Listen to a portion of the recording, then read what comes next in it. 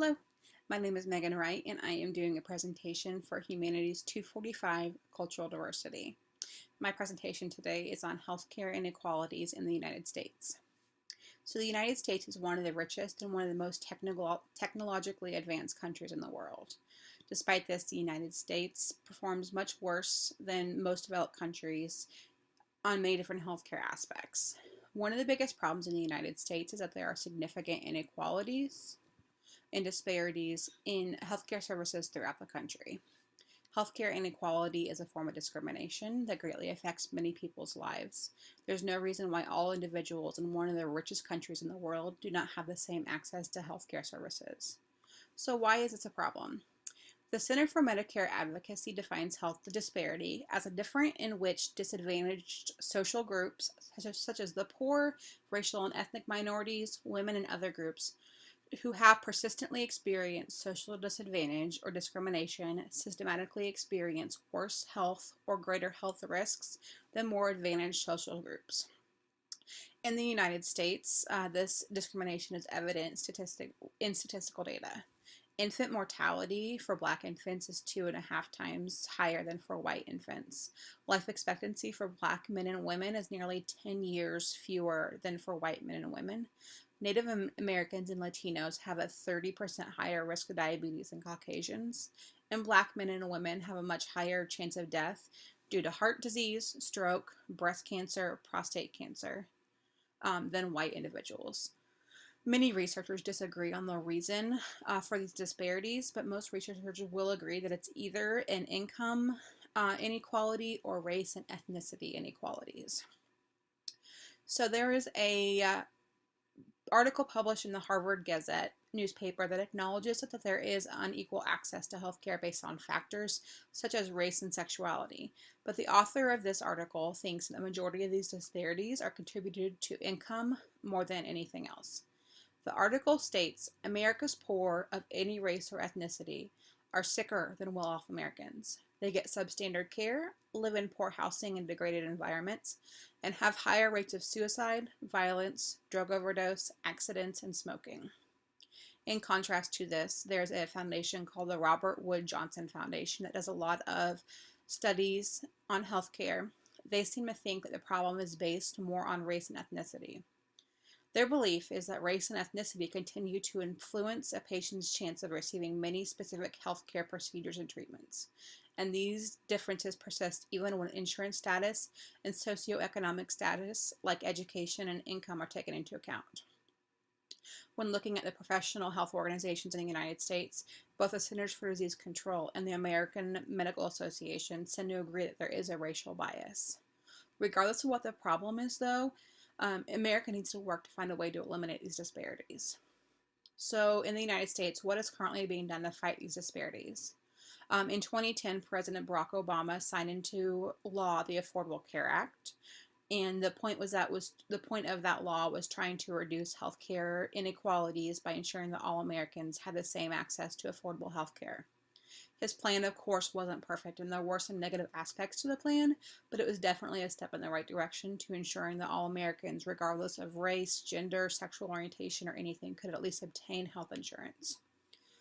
At the same time, there are also laws put into place that required insurance companies to provide preventative medical services free.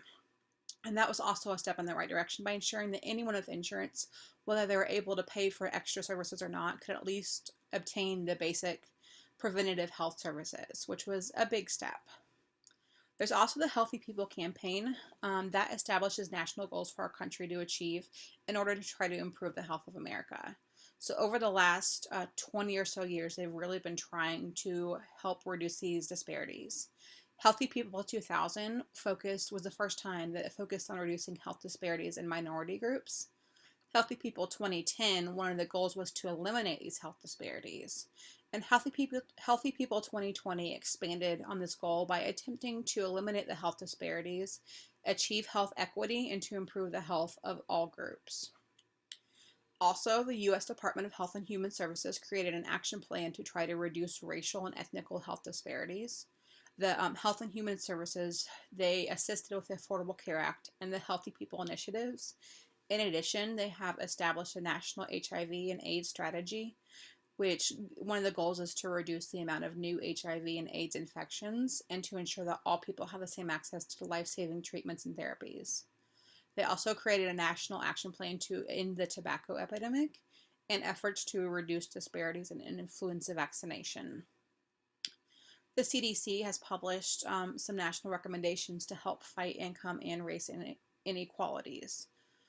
According to the CDC, the United States needs to increase community awareness of these issues that affect a lot of people in the United States. We need to set priorities among these disparities to present at the federal, state, tribal, and local levels to enact legislation to help combat this form of discrimination. The United States needs to articulate valid reasons to spend money and resources to reduce and eventually eliminate these disparities. We need to implement universal and targeted strategies based on successful elimination strategies that have been used in the past for eliminating disparities. We also need to allocate resources to aim to achieve a faster rate of improvement and commitment to closing gaps in health, longevity, and quality of life for all Americans. In conclusion, minority racial groups are the fastest growing community group in the United States. According to the Center for Medicare Advocacy, as of 2013, the groups comprise approximately 39% of the U.S. population, which is a large percent. Research shows that these groups are being unfairly discriminated against in regards to access to healthcare services, and they end up having poor health outcomes because of this. The United States is trying to currently take steps to reduce these health disparities, but current research shows that these are helping a little bit, but we still have a long way to go before healthcare equality is achieved. To end this presentation, I found a short video about an Asian physician, Dr. Wen, and what she is doing to help combat this healthcare issue in Baltimore City.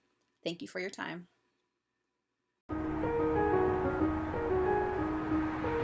Health is not just about the health care that one receives in a hospital. It's closely tied to poverty, to lack of housing, to lack of employment.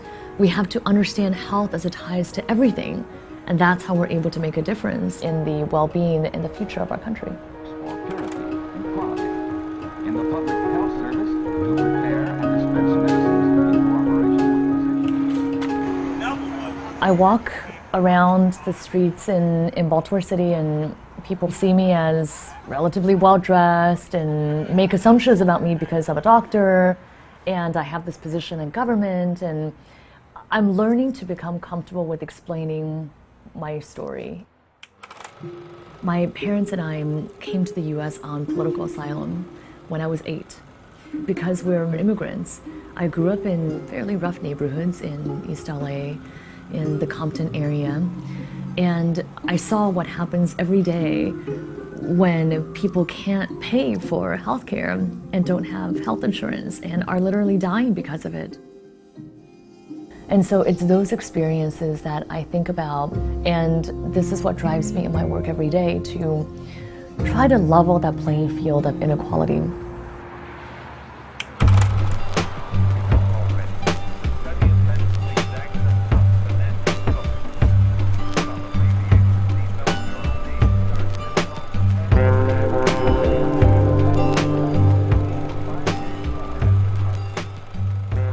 %80 of what determines how long someone lives is not the care that they get in a hospital.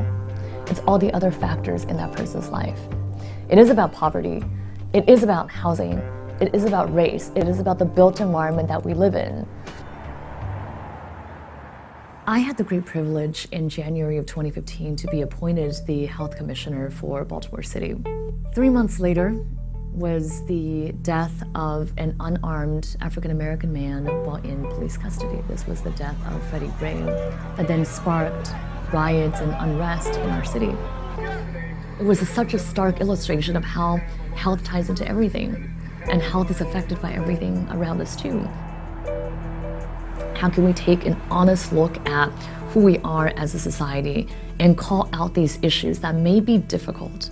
But if it's not us calling out that racism is a public health issue, that violence is a public health issue, that poverty is a public health issue, then who else is going to be doing it?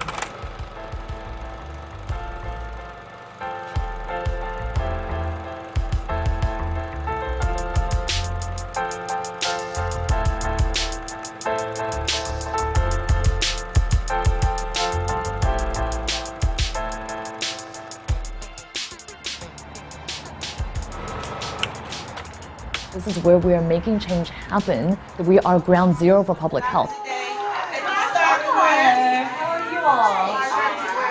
I also want to redefine Baltimore for the country.